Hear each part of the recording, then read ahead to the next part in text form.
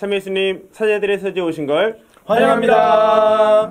네, 저는 암사동 성당의 이승화 시몬 신부입니다. 서원동 분당 김강용 프란치스코 신부입니다. 네, 화곡 이동 성당의 조승현 베드로 신부입니다. 반갑습니다. 반갑습니다. 네. 6월이 됐잖아요. 네. 6월 되면 또 중요한 게 뭐가 있을까요? 우리 교회 안에?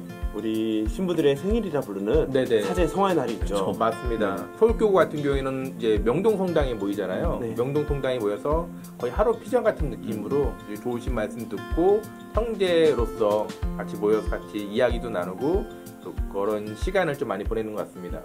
네. 그 사제 성화의 날이 왜 6월에 있는지 아시나요? 6월에 예수 성심 대축일이 있기 때문이죠. 우리가 6월에 예수 성심 성월을 보내고 예수 성심 대축일을 이렇게 함께 지내면서 사제 성화의 날을 기념하고 있습니다. 주민님, 그러면 예수 성심 성월에 대해서 한번 얘기 나눠주시겠습니까? 네, 예수성심 성월이 무엇이냐면 예수님의 마음을 특별히 성심, 예수님의 거룩한 마음을 공경하는 날이기도 하고 기억해가는 날이기도 합니다. 특히 인간에 대한 우리 무한한 사랑을 또 예수님께서 십자가의 죽음을 통해서 보여주셨잖아요. 그것들을 표현하고 그리고 묵상함으로써 우리 신자분들도 우리 삶 안에 그리고 우리 마음 안에 사랑이 필요하다는 것, 예수님의 마음을 가져야 된다는 것을 묵상하는 시간이 6월 예수 성심 성월입니다. 저는 예수 성심 성월 하면 항상 성화가 떠오르는 것 같아요. 네. 예수님의 마음 안에서 이렇게 빛이 나오는 그런 네네네. 그림이나 그렇죠. 거죠? 아니면 예수님의 그런 뜨거운 마음이 이렇게 활활 불이 이렇게 붙어 있는 사랑을 표현한 그런 성화들이 생각이 나는데, 저도 예비 신학생 때 이렇게 벽에다가 그 예수 성심 성화를 이렇게 붙여놓고 기도했던 그런 기억이 나는 것 같습니다. 그 성화 밑에 그게 있죠. 나는 당신 안에서 믿습니다인가요? 네. 그래서 그거 보면은 저도 그 생각이 드는 게, 하느님께 우리가 기도를 할 때 어떻게 기도해야 되나, 예수님이 나를 정말 사랑하는데 나는 그 사랑이 어떻게 응답하고 있나 한 번씩 고민되더라고요. 그렇죠. 그런 점에서 우리가 네. 6월에 선택한 책이 있죠. 네, 바로 사람에게 비는 하느님이라는 책입니다.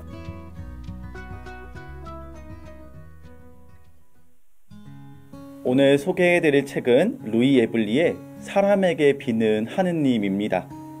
이 작품은 1969년에 출간되어 국내에는 1977년에 소개되었습니다.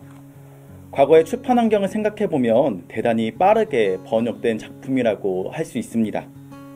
그만큼 루이 에블리의 저술이 그 시대에 대단히 큰 반향을 일으켰다고 하겠습니다. 이 책을 번역하신 김수창 야고보 신부님께서는 역자의 말에서 이렇게 표현하셨습니다. 이 책을 읽으면 그리스도인들이 하는 기도에 대해 더 깊이 생각해 볼 수 있다. 그리고 기도에 대해 우리가 오해하여 범하고 있는 모순을 깨달을 수 있다. 이 책에서 저자가 말하는 것이 혁명적이라 생각하겠지만 이런 정신이 바로 주님의 본뜻이라 생각할 때 누구나 이 책을 읽고 자신의 신앙생활, 기도, 자신이 알고 있던 종교관을 정화해야 할 것이다.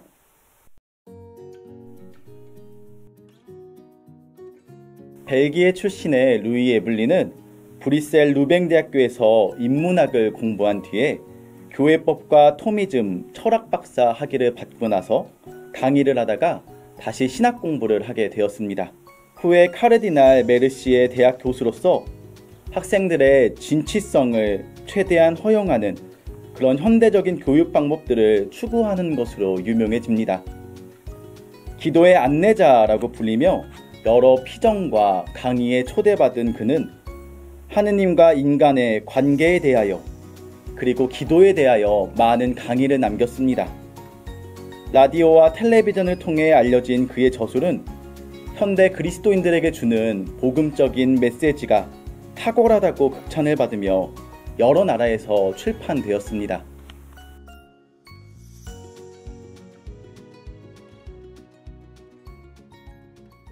하늘에 계신 우리 아버지, 은총이 가득하신 마리아님 기뻐하소서. 우리에게는 이러한 기도문들이 참 익숙하죠.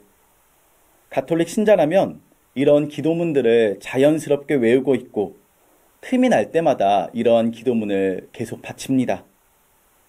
그런데 이러한 기도를 바치는 것이 과연 어떤 의미일까요?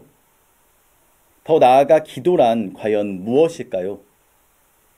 혹시 우리가 제대로 된 기도를 바치고 있는 게 맞을까요? 이 책은 기도에 대해서 그동안 우리가 당연하다고 생각해왔던 것들에 대해서 되짚어보고 그것이 어떤 의미인지 다시 한번 살펴보게 해주는 그런 책입니다. 제가 신자분들에게 기도에 대해서 물어보면 기도는 하느님과 우리 사이의 대화라는 말을 자주 듣습니다. 그리고 기도하는 것을 두고 하느님께 기도를 드린다, 기도를 바친다라는 표현을 흔히 사용하죠. 하지만 과연 우리가 하느님께 기도로서 말을 거는 것일까요? 이 책은 그렇지 않다고 말합니다. 하느님께서는 우리에게 먼저 말을 건네시고 우리는 그에 응답합니다. 그러므로 우리가 기도를 드리는 것이 아니라 하느님께서 먼저 우리에게 기도하고 계시는 것이죠. 하느님께서는 먼저 우리에게 손을 내밀고 우리를 위해 기도하시면서 우리에게 필요한 것을 주시는 것이죠. 그래서 이 책은 하느님과 진정으로 가까워지려면 우리가 어떻게 기도해야 하는지 살펴보면서 우리가 하느님을 어떻게 생각해야 하는지 신앙의 근본적인 부분부터 차분히 설명하고 있습니다. 기도란 틀에 박힌 문구의 암송이 아니라 영감을 기쁘게 맞아들이는 것을 말한다. 기도는 외우는 것으로 알고 있으면 기도의 본질을 망각하는 것이다. 남의 말을 들을 줄 모르는 사람은 기도할 수 없다. 기도는 우리가 하느님의 음성을 들을 수 있을 때까지 참을성 있게 기다리는 것이다.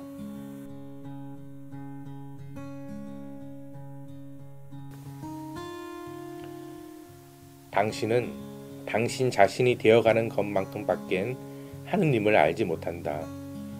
당신은 아버지가 되어야 비로소 하느님을 알게 된다. 당신은 사랑을 해야 사랑을 알 수 있다. 사랑은 사랑받기 위해 있는 것이 아니라 사랑하기 위해 있는 것이다. 당신이 다른 사람을 사랑하게 되었을 때 느끼는 그 감정에 경탄하게 될 때에야 비로소 하느님이 항상 당신을 사랑했던 황홀함을 알게 된다. 카톨릭 안에서 맨 처음 기도 배울 때 대부분 이제 예비자 교리 통해서 많이 배우잖아요. 근데 예비자 교리 배울 때 이제 기도를 배우는 게 대부분 이제 암기를 통해서 그러다 보니까 우리 기도라고 하는 것 자체가 이제 하나의 두려움으로 그렇게 다가온 게 있는 게 아닌가. 기도라는 것이 솔직히 보면 내 마음 안에 있는 하나님의 목소리를 내 입으로 표현해내는 게 가장 중요한 것 같은데 내 마음으로 울리는 그 소리를 듣는 게 가장 중요한 것 같은데 그러지 못했다는 게 너무 좀 안타까운 생각이 들고요. 그러다 보면서 이제 여기 이 책에 저자분은 얘기하신 게 뭐냐면 우리 기도라는 것이 결국에는 우리 삶 안에서 나의 체험 안에서 시작이 된다는 것을 얘기하고 있는 것 같아요. 그래서 저자분도 얘기하신 게 뭐냐면 내가 아버지가 돼서야 드디어 하느님 아버지의 그 아버지를 알게 됐다. 그러면서 그 아버지 하느님 아버지의 목소리로서 내가 기도할 수 있게 되었다. 이렇게 표현을 하시거든요. 우리가 기도하는 것이 출발점은 단순히 어떤 것을 암기해야 된다는 게 아니라 내가 하고 있는 그 삶을 이야기해내야 된다는 것. 그 안에서 하나님의 마음과 하나님의 성심을 느끼면서 표현해내야 되는 게 중요한 것 같고요. 우리 삶 안에서 시작이 됐다 하더라도 그 도착점은 하나님을 끝나는 게 아니라 다시 하나님을 통해서 우리에게 돌아야 된다는 것. 하나님을 통한 나의 마음, 하나님의 마음을 같이 느껴야 된다는 게 가장 이 저자가 얘기한 게 아닌가 그런 생각이 듭니다. 기도는 역시 내 일상에서 체화돼서 나오는 게 정말 하느님과의 관계지 그렇지 않으면은 다른 사람의 이야기만 듣고 따라가는 것밖에 안 되는 것 같아요. 그렇다고 해서 우리가 그 자율기도 생각 많이 하시는데 근데 자율기도도 너무 과하면 안 되는 것이 중요한 거죠. 솔직히 이제 그 자율기도 잘하시는 분들이 계세요. 한 10분 이상씩 쭉 영감을 받으신 것처럼. 네. 근데 거기에 또 준둑 들지 마시고 그분들은 그분 나름대로의 그런 게 있는 거니까 그러니까 그것도 나쁜 게 아니라 우리 카톨릭 안에서 우리 종교 안에서 포함이 되는 수용하는 그런 종교 기도기 때문에 그냥 편하신 것에 묵주기도면 묵주기도 편하신 묵주기도 쭉 하셔도 되고 자율기도가 편하시면 되고 침묵도 기도다. 그냥 앉아만 있고 그냥 가만히 있는 것도 기도다. 중요한 건 우리 무엇을 한다는 게 어떤 형식을 갖춘다는 것보다도 내가 삶에 느꼈던 그것들을 봉헌한다는 마음으로 기도를 하시는 게 가장 중요한 게 아닌가 생각이 듭니다. 기도의 어떤 방법론적인 부분과 기도란 도대체 무엇인가 그런 정의, 네. 기도의 그런 가치들을 우리께 함께 생각을 해둬야 된다라는 그런 말씀을 해주시는 것 같아요. 네, 맞습니다.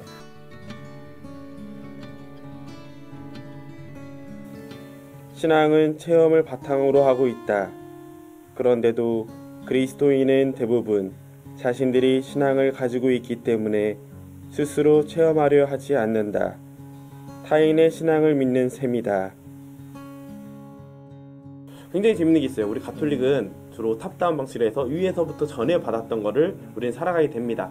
근데 워낙 훌륭하신 분들이 많다 보니까 아무 생각 없이 그냥 그 사람들이 어떤 환경에서 그런 기도 생활을 했는지도 모르고 무작정 적용을 하려고 하는 위험성이 좀 있더라고요. 예를 들어서 우리 교회에도 전통이 있잖아요. 기도가 관상이 강할 때도 있었고 활동이 강할 때도 있었잖아요. 근데 둘 다 기도인데도 불구하고 시대적 상황에 맞춰서 뭐가 더 강조된 거 차이거든요. 근데 지금 내가 살아가는 환경에서 관상보다는 활동이 필요할 때 관상을 억지로 갖고 있는 사람도 있고 활동보다 관상이 필요할 때가 있는데 활동을 하면서 그냥 만족해버리는 사람도 있고 그러면서 오히려 하느님으로부터 더 멀어지거나 다른 사람이 고백했던 하느님이 내 하느님이라고 착각해서 정작 내가 힘들고 도움이 필요할 때 하느님께 의지를 하지 못하는 일이 생기지 않을까라는 생각이 들더라고요. 그래서 결국 신부님이 말씀하셨던 내용과 연결되는 건데요. 내 삶 안에서 내가 체험한 하느님, 그럴 때 내 체험을 기반으로 기도하고 하느님을 고백할 수 있을 때 비로소 우리의 신앙 여정이 제대로 시작하는 것이 아닐까라는 생각이 듭니다. 결국 기도는 내 삶이 녹아져 있는 것이고 그럴 때 하느님과의 단순히 대화가 아니라 하느님과 관계를 맺고 언제나 동행하시는 하느님과 그 사랑을 가득 받아서 타인에게 전해줄 수 있는 그런 계기가 되는 거니까요. 이 사람에게 비는 하느님이라는 책에서 결국 저자가 하고 싶었던 말이 이 우리가 기도는 하느님과의 대화다에서 멈추면 안 되고 하느님께서 먼저 인간에게 우리 사람들에게 다가오신다. 먼저 말을 거신다. 그리고 우리 사람들은 하느님의 그런 부르심과 말씀에 응답을 해야 된다라는 것까지 나아가야 된다고 이렇게 말을 하고 있는 것 같은데 우리가 기도를 하면서 사실 힘을 얻어야 되는 거잖아요. 제가 하느님과의 이런 만남과 대화를 통해서 내가 신앙적으로 좀 더 성숙해지고 기쁨으로 나아갈 수 있어야 하는데 우리 신앙인들은 우리 베드로 신부님께서 말씀하신 것처럼 기도를 무언가 암기식으로 처음에 접하게 되고 기도에 대한 어려움과 두려움을 좀 막연하게 갖게 되어서 참 기도로서 내가 힘을 얻는다까지 나아가기가 어렵게 느껴지는 것 같아요. 뭐 성당에서 내가 열심히 봉사를 하고 노력을 하고 신앙생활을 한다고 처음에는 기쁘게 시작을 했는데 나중에는 점점 이렇게 지치게 되는 그런 경험들을 하게 되는 거죠. 그래서 신문 신부님께서 말씀해 주신 것처럼 그런 기도와 활동이 무언가가 이렇게 비중이 있고 뭐 이렇게 딱 분리시켜서 나아가면 조금 이게 나의 기도 생활이 조금 더 풍요로워지지 못한다라는 그런 말씀이 신자분들이 아마 느끼시는 그 현실과 이렇게 밀접하게 연관이 돼 있지 않을까 싶습니다. 어떤 신자분이 저한테 물어봤어요. 신부님, 저 기도하면서 담배 펴도 돼요? 안 되죠. 그럼 반대로 그 신부님이 또 물어보는 거예요. 아, 그러면 담배 피우면서 기도해도 돼요? 그건 해도 되죠. 이런 느낌 아닐까. 맞아요. 굉장히 중요한 거는 내가 기도하려는 마음이 더 큰 건지 네. 기도를 핑계로 내가 하고 싶은 걸 하고 싶은 건지 이거 차이가 정말 큰 것 같습니다. 네.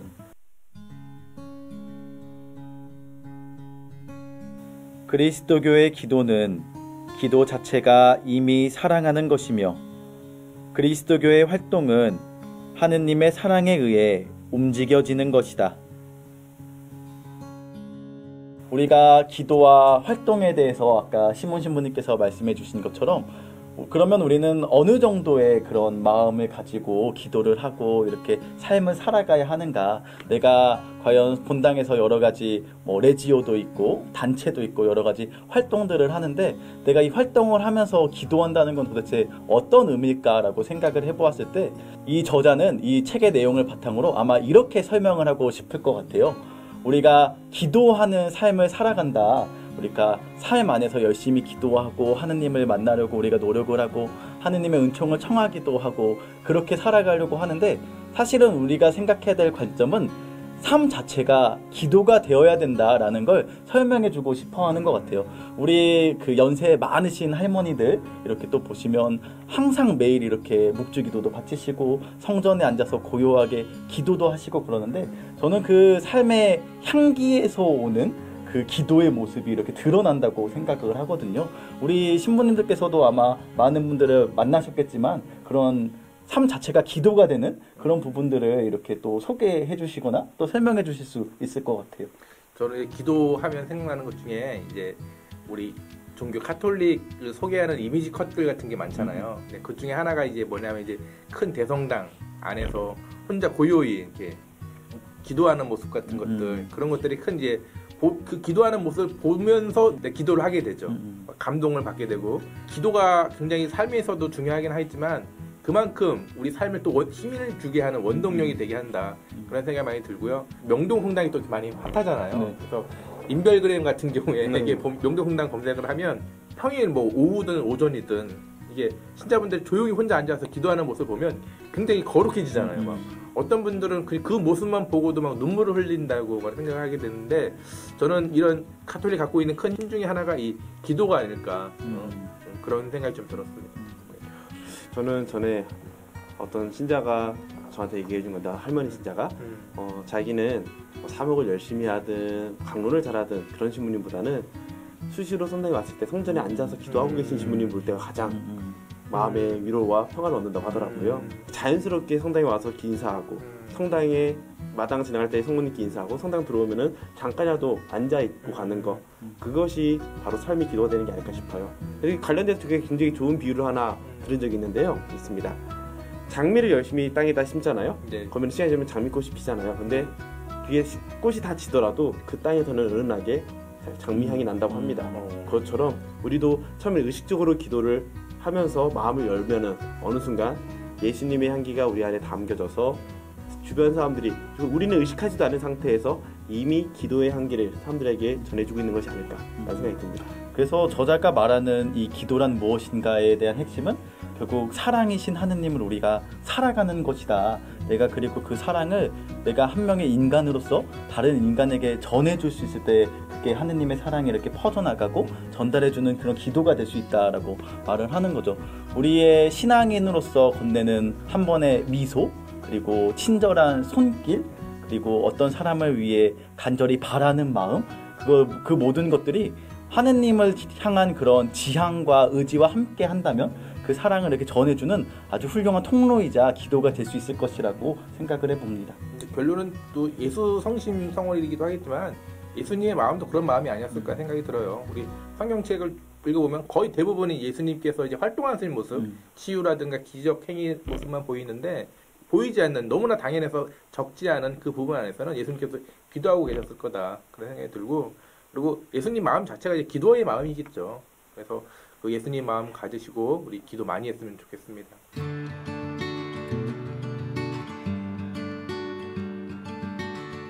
저는 저한테 추천을 합니다. 근데 네. 이 괜찮은 건가요? 네네. 허락을 받아야 되겠더라고요. 특별히 이렇게 앉아가지고 기도하거나 뭐 그러지 못했어요. 바쁘다는 핑계로 아니면 게으르다는 저의 부족함 때문에 그런 걸 많이 했었는데 기도의 소중함을 다시 한번 느끼고 특히 이제 예수 성심 성월 안에서 또 사제가 예수 성심 성월 예수님의 마음을 닮아야 되잖아요. 그런 의미 안에서 기도 열심히 하겠다는 의미로 이 책을 저한테 추천합니다. 저는 레지오를 하시는 분들에게 이 책을 좀 추천해보고 싶어요. 그 레지오를 하면 일주일 동안 이렇게 내가 활동을 하게 되잖아요. 그럼 그 활동 안에서 누구를 이렇게 위해 기도하기도 하고 뭐 병자를 찾아가기도 하고 여러 가지 활동을 하는데 그런 활동들과 기도들이 결국은 다 사랑이신 하느님 안에서 이루어지는 그 기도다. 그 자체가 이미 기도지 내가 어떤 활동 따로 기도 따로 이렇게 되는 것이 아니다라는 걸 우리 레지오 단원분들이 이 책을 읽으시면서 좀 느끼실 수 있으면 좋겠다라고 생각을 해봅니다. 저는 신앙생활하면서 지쳤거나 다시 신앙생활을 하기 위해 망설이는 사람들에게 이 책을 추천하고 싶습니다. 왜냐하면 기도라는 것은 내가 하느님을 선택한 것이 아니라 이미 나에게 충만히 주시는 그 사랑을 내가 받아내려고 하는 마음을 여는 거니까요. 그래서 이제 다른 사람의 신앙이 아니라 내 신앙으로 살아가려고 고민하는 사람들, 혹은 이미 활동에 너무 지쳐서 내적인 고갈이 발생한 사람들에게 다시 그 사랑을 담을 수 있는 기회가 되지 않을까 싶어요. 네, 예수 성심 성을 맞아서 우리 루이 에블리의 사람에게 비는 하느님이라는 책 여러분들께 소개시켜 드렸는데요. 여러분들에게 조금이나마 도움이 될 수 있으면 좋겠습니다. 저희 7월에는 더 더운 날씨에 우리의 마음을 좀 시원하게 해줄 수 있는 그런 책으로 다시 찾아뵙도록 하겠습니다. 자, 우리 인사 나눌까요? 네, 예. 가톨릭 유튜브 최강의 컨텐츠 사제들의 서재 다음에 또 만나요.